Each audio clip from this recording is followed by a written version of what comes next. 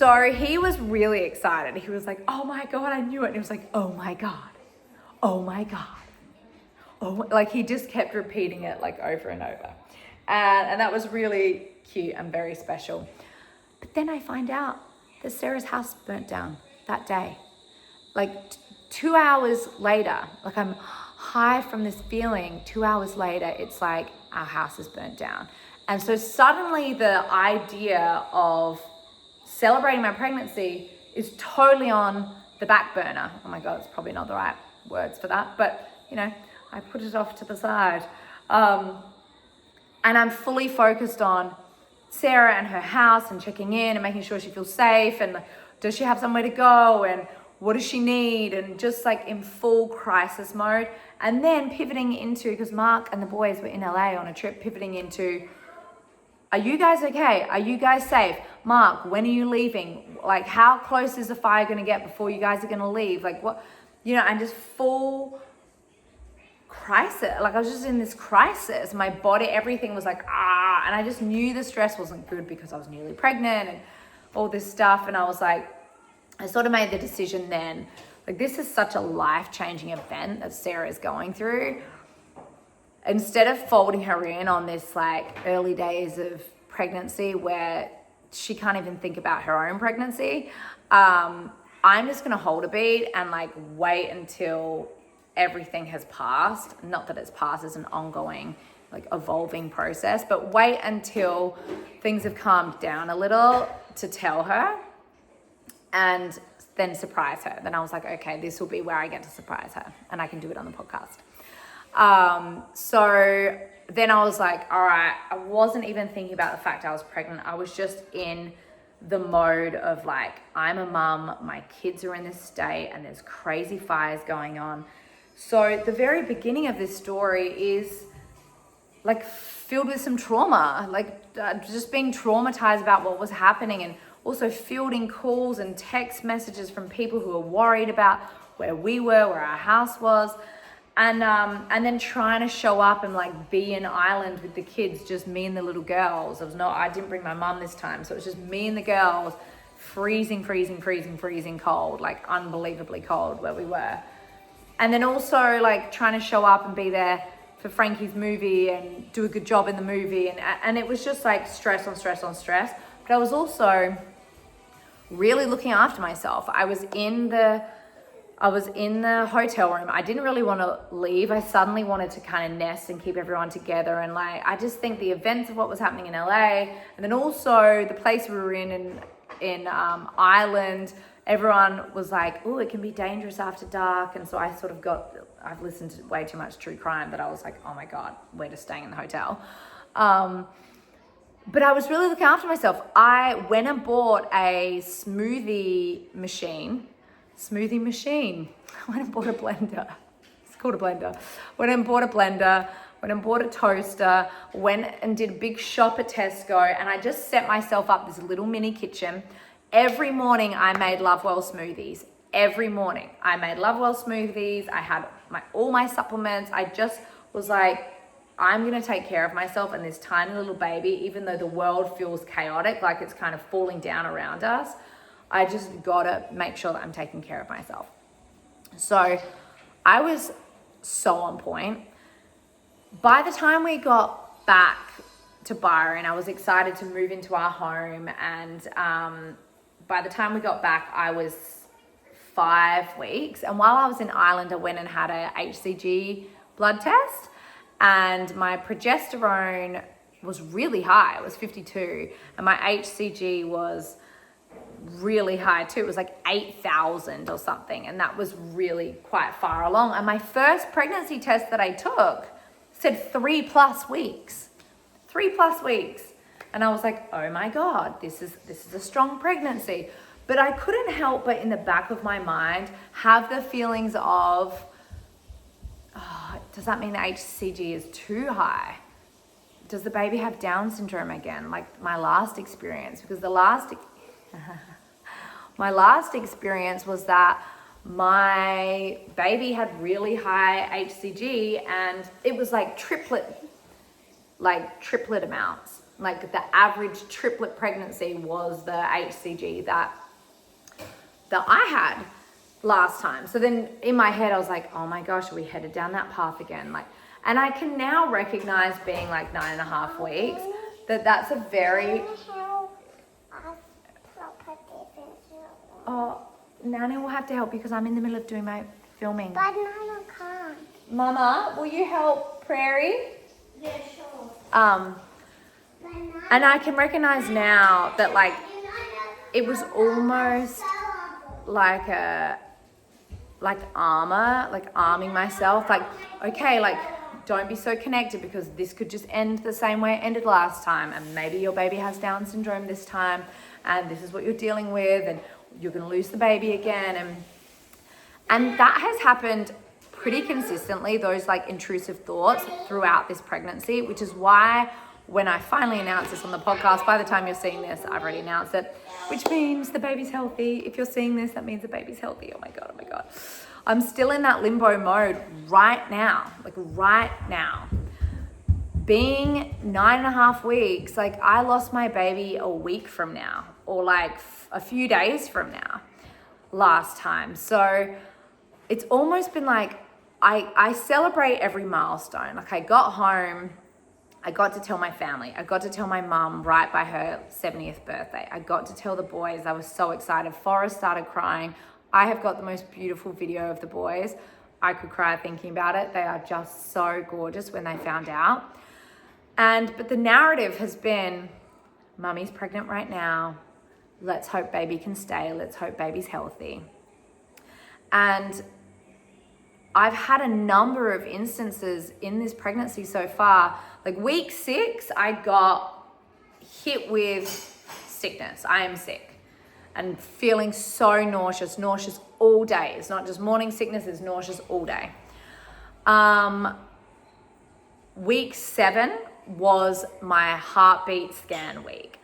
Week 7, I had done a few more HCG tests and everything looked good. And then Mark and I went in for the heartbeat scan, and him and I were holding each other in that waiting room, and just those familiar feelings of dread were like washing over me. And he kept saying, look, we can get through anything. We've got through anything. We've done it before. Look, we can get through it if this is not a positive outcome. And I was half expecting to see twins, and now it's like, I've definitely manifested the twins. No, just one. And then I go in and we see the little heartbeat, and I start getting tears in my eyes, and we're looking at each other, and I was like, oh my God, it feels real. So that was at 7 plus 3 weeks. And that I have just been feeling nauseous all day. I'm still feeling nauseous all day. Then 8 weeks, I'm 8 plus 1, and I've had this, I've been going out, I've been seeing my friends, I've been hiking, I've been doing stuff, just like living my best. 8 plus 1, I have this particular day where my stomach felt massive, like it just felt massive and so bloated and rock hard, and I was like, oh my God, I feel awful. I mean, one of my main symptoms is being really, really, really, I just did a burp, gassy in my pregnancy.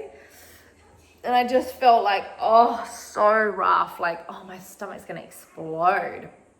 I went to the bathroom and I was like, oh, I feel a little bit better. But then when I wiped, what's that? Then when I wiped, I saw a little bit of pink on the toilet paper.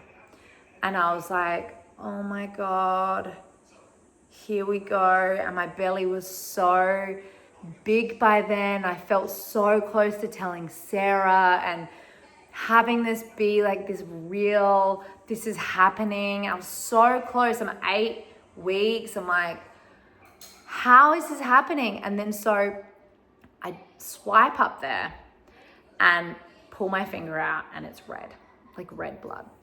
And I just went to Mark and I just started crying.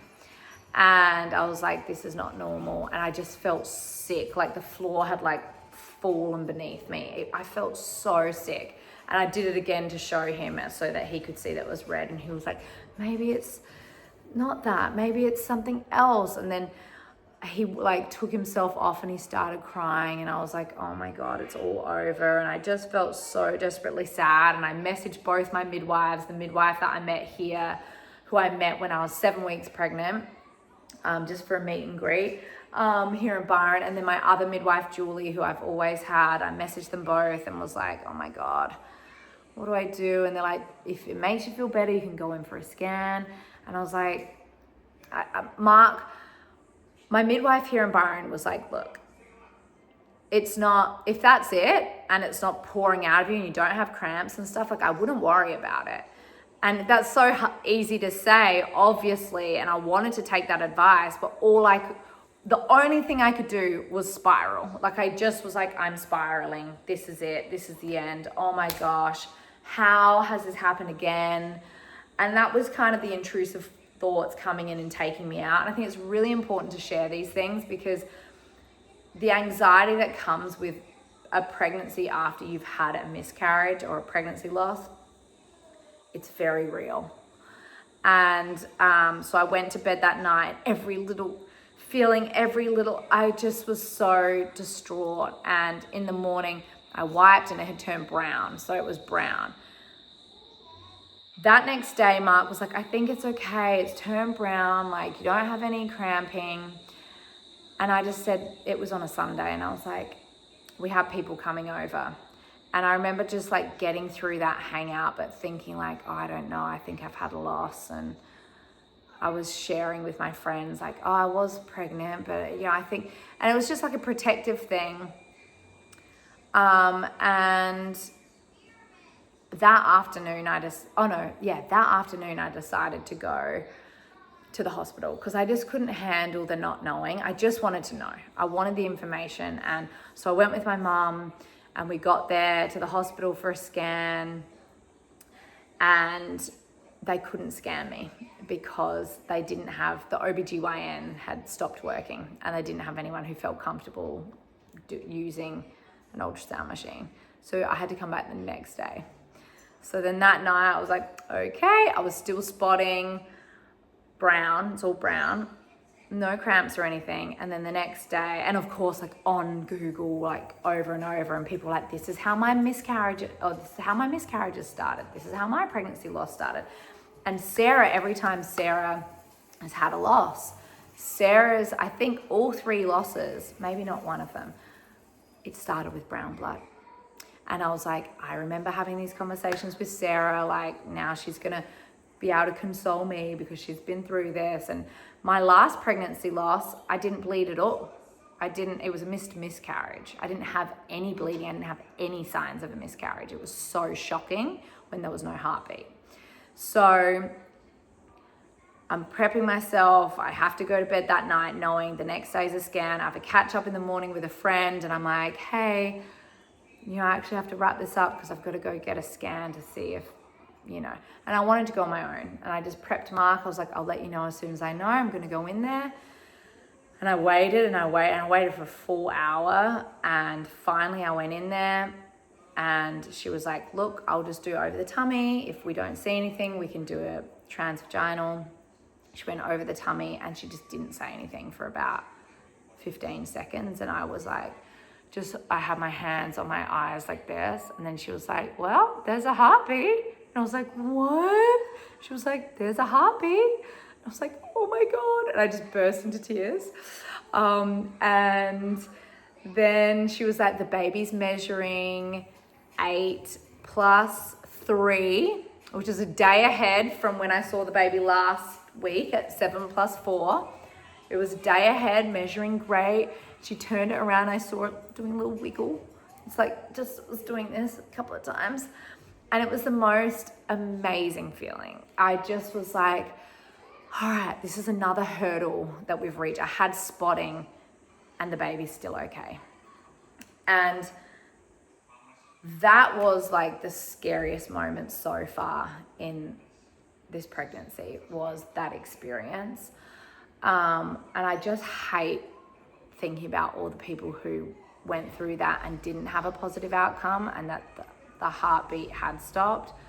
I read many, many of those stories. And so my heart goes out to anyone who has had that as their story. Okay, moving on to part 3.